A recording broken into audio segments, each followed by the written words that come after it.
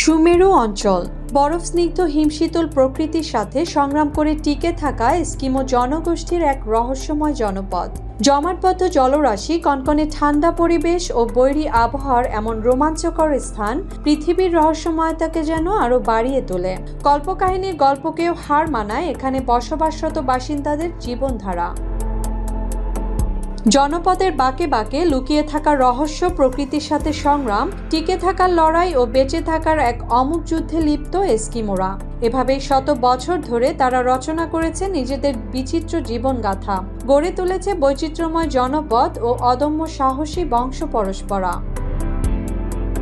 North Alaska, Canada ও সাইবেরিয়ার বৈরী পরিবেশে উন্নত যাতায়াত ব্যবস্থা কল্পনা করাও কঠিন। যেখানে টিকে থাকাই এক জীবন্ত রহস্য, সেখানে যাতায়াতের জন্য পিচ ঢালা সড়ক পথ যেন এক বিমূর্ত কল্পনা। তবে প্রয়োজনের তাগিদে, খাদ্যের খোঁজে কিংবা বৈরী আবহাওয়ার কবলে পড়ে এক অঞ্চল থেকে অন্য অঞ্চলে বিভিন্ন সময়ে পাড়ি জমানোর প্রয়োজন পড়েছে এস্কিমোদের। তারই সুবাদে একসময় তারা গড়ে তুলেছে নিজস্ব যাতায়াত ব্যবস্থা। শৈল্পিকে মানুষগুলোর বিচিত্র মেধায় তৈরি করেছে এক অনন্য বাহন, কুকুরের গাড়ি। এসব বাহনে একত্রে জুড়ে দেওয়া হয় গোটা 10 কুকুর। মনিবের প্রতি এসব কুকুরের অপরিসীম বিশ্বাস বিরূপ পরিস্থিতিতেও নিরাপদ দিগন্তের পানে অভিগমনের সাহস যোগায়। এস্কিমো ভাষায় এসব কুকুরের গাড়িকে বলা হয় কামুতিক। জমাট বাঁধা পিচ্ছিল বরফের উপর দিয়ে খুবই দ্রুত বেগে চলতে পারে এসব গাড়ি। এছাড়াও স্বল্প পাল্লার যাতায়াতে কায়াক নামক ছোট ছোট নৌকাও ব্যবহার করে এস্কিমোরা। মেরু অঞ্চলে সূর্যালোকের অভাবে গাছপালার অনুপস্থিতি চোখে পড়ার মতো। যেগুলো আছে সেগুলো ব্যবহৃত হয় রান্নাবান্না ও জ্বালানির কাজে। আর তাই গাছশূন্য সে স্থানে গাছ কেটে গৃহ নির্মাণ যেন বিলাসিতা। তবে এরূপ পরিস্থিতিতেও এস্কিমোরা দেখিয়েছে চমকপ্রদ সৃজনশীলতা। অবারিত বরফের রাজ্যে নান্দনিক পদ্ধতিতে তারা তৈরি করে নিয়েছে নিজেদের বাসস্থান, বরফের ইগলু ঘর।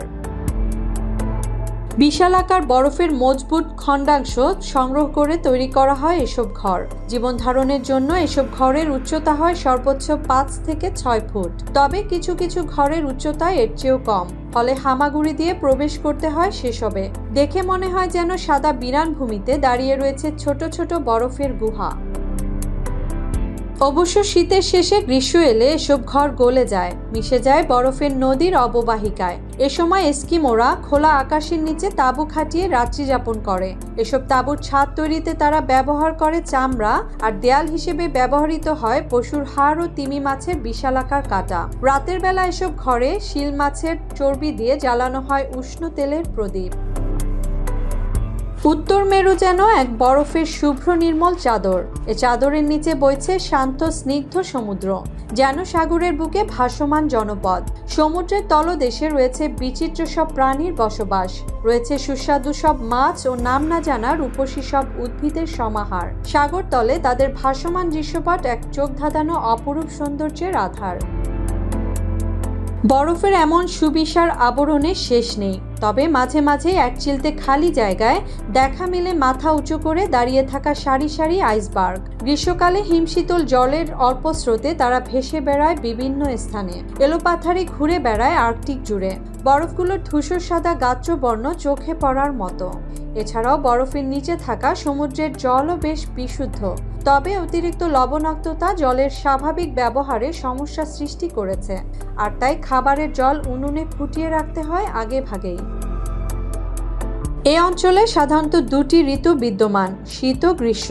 তবে 2টি ঋতুর পরিচিতি থাকলেও গ্রীষ্মকালের স্থায়িত্ব খুবই অল্প সময়। এ সময় অঞ্চলের সর্বোচ্চ তাপমাত্রা গিয়ে দাঁড়ায় কেবল 0 ডিগ্রি সেলসিয়াসের ঘরে। আর শীতের আগমন সঙ্গে করে নিয়ে আসে বিবর্ণ ঠান্ডা আধার। এ সময় বরফের আবরণে ঢাকা পড়ে পুরো আর্কটিক অঞ্চল।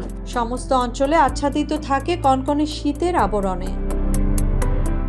মাত্র 30% টাকায় জমির মালিক হয়ে নতুন বাংলাদেশের গড়ে তোলার স্বপ্ন দেখা বাংলা বসতি। বরফে ঘেরা সমুদ্র, তাই জলীয় বাষ্পও নেই।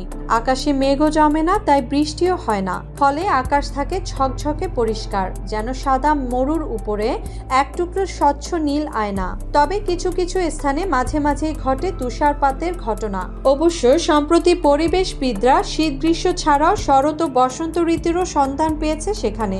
তবে তাদের সময় খুবই সংক্ষিপ্ত। সংগ্রামী মানুষদের জীবন্ত উদাহরণ এই এস্কিমোরা। বিরূপ প্রকৃতির সাথে লড়াই করে টিকে থাকা তাদের অনন্য বৈশিষ্ট্য। আর তাই এমন পরিবেশে খাদ্য সংগ্রহ ও ধূর্ত পশু শিকার মোটেই সহজ কথা নয়। প্রচণ্ড ঠান্ডায় তাদের সঙ্গে অভিযোজন করে টিকে থাকা পশুদেরই শিকার করে তারা। ক্ষুধা মেটায় পশুর মাংসের সুস্বাদু ভোজনে। এসব পশুর মধ্যে রয়েছে বলগা হরিণ, বন্য খরগোশ, মেরু ভাল্লুক, উড়ন্ত হাঁস, শিকারী পাখি ও পেঙ্গুইন। মাছের মধ্যে শিল ও তিমি মাছও বেশ পছন্দের আহার তাদের। এসব প্রাণী শিকারে ব্যবহৃত হয় পূর্বে শিকার করা প্রাণীদেরই হিংস্র দাঁত ও সূচালো হাড় দিয়ে তৈরি করা বিশেষ ধরনের বর্শা। গ্রীষ্মকালের উষ্ণ মৌসুমে পরিচালিত হয় এসব শিকারের বেশিরভাগ অভিযান। এ সময় সংগৃহীত মাংস ও অন্যান্য খাবারের একটি নির্দিষ্ট অংশ শীতকালের জন্য তুলে রাখে তারা। নিম্ন তাপমাত্রার সুবিধার্থে এসব কাঁচা খাবারও অনায়াসে টিকে থাকে দিনের পর দিন। শিকারকৃত পশুর চামড়া দিয়ে এস্কিমোরা তৈরি করে এক প্রকার উষ্ণ পোশাক। এসব পোশাক তৈরিতে তারা ব্যবহার করে মেরু ভাল্লুক, বলগা হরিণ ও শিয়াল সহ অন্যান্য প্রাণীর মোটা চামড়া। তৈরিকৃত এসব পোশাকের নাম ক্যারিবো ফার্স। জুবুথুবু ঠান্ডায় একমাত্র এই পোশাকই সুরক্ষা প্রদান করে তাদের। শিকারকৃত পশুর চামড়াকে শরীর থেকে আলাদা করার পর কিছুদিনের জন্য বরফের পাতলা আবরণের নিচে রেখে দেওয়া হয়। অতঃপর শুরু হয় পোশাক তৈরির অনন্য প্রক্রিয়া। প্রথমেই চামড়ায় লেপ্টে থাকা মাংসসমূহ ভালোভাবে পরিষ্কার করে নেয় তারা। ঠান্ডা পানিতে ধৌত করে নির্দিষ্ট তাপমাত্রায় শুকাতে দেওয়া হয়। এভাবে ব্যবহার উপযোগী করে তোলে এসব চামড়া। চামড়া দিয়ে তৈরি হওয়া এসব পোশাকও টেকসই হয় বছরের পর বছর। তাই একজন এস্কিমোর খুব বেশি কাপড়ের প্রয়োজন পড়ে না।